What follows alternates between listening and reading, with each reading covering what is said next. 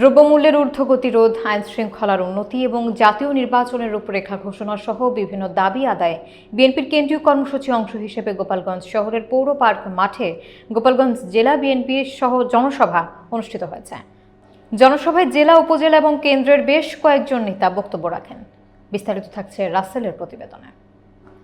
জনসভায় প্রধান অতিথি হিসেবে উপস্থিত ছিলেন বিএনপির ভাইস চেয়ারম্যান আসাদুজ্জামান রিপন। প্রধান বক্তা হিসেবে উপস্থিত ছিলেন কেন্দ্রীয় বিএনপি সাংগঠনিক সম্পাদক শামা ওবায়দ। তিনি তার বক্তব্যে বিগত ফ্যাসিস্ট আওয়ামী সরকারের নানা অপকর্মের চিত্র তুলে ধরেন। পাশাপাশি আওয়ামী লীগ এবং শেখ পরিবারের কিভাবে দেশ থেকে পালিয়ে গেল এজন্য অন্তর্বর্তীকালীন সরকারকে জবাবদিহি করতে হবে বলে হুঁশিয়ারি উচ্চারণ করেছেন। বিশেষ বক্তা হিসেবে বক্তব্য রাখেন বাংলাদেশ জাতীয়তাবাদী স্বেচ্ছাসেবক দল কেন্দ্রীয় নির্বাহী সংসদের সভাপতি এস.এম. জিলানী।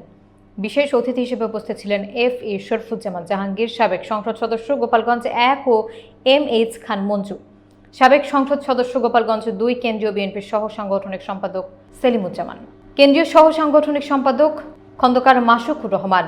দীর্ঘ 19 বছর পর গোপালগঞ্জ জেলা বিএনপির আহ্বায়ক বীর মুক্তিযোদ্ধা শরীফ রফিকুজ্জামানের সভাপতিত্বে এই জনসভায় স্বতঃস্ফূর্তভাবে উপস্থিত ছিলেন জেলা এবং উপজেলা বিএনপি, মহিলা দল, যুব মহিলা দল, যুবদল, ছাত্রদল, স্বেচ্ছাসেবক দল, ওলামা দল, কৃষক দল সহ বিএনপির সকল অঙ্গ সংগঠনের নেতাকর্মীরা।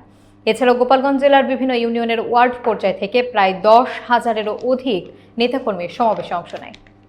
আদর্শের জনক শহীদ রাষ্ট্রপতি জিয়াউর রহমান, তার সম্পর্কে আপনাকে ধারণা রাখতে হবে। জিয়াউর রহমান সম্পর্কে যদি আপনি সম্যক ধারণা পোষণ না করেন, আপনার রাজনীতি সুন্দর হবে না, আপনার রাজনীতি পরিচ্ছন্ন হবে না।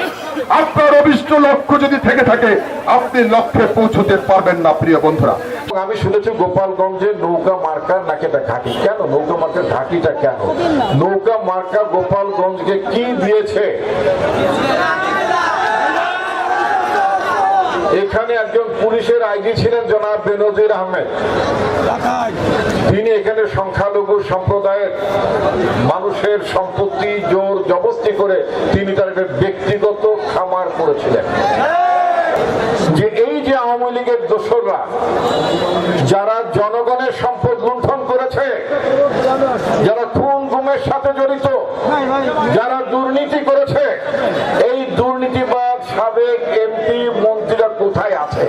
অন্তর্বর্তীকালীন সরকারকে বলতে চাই, আপনারা ডেভিল হান্ট, শয়তান হান্ট করতেছেন, গোপালগঞ্জ দিয়ে শুরু করেন।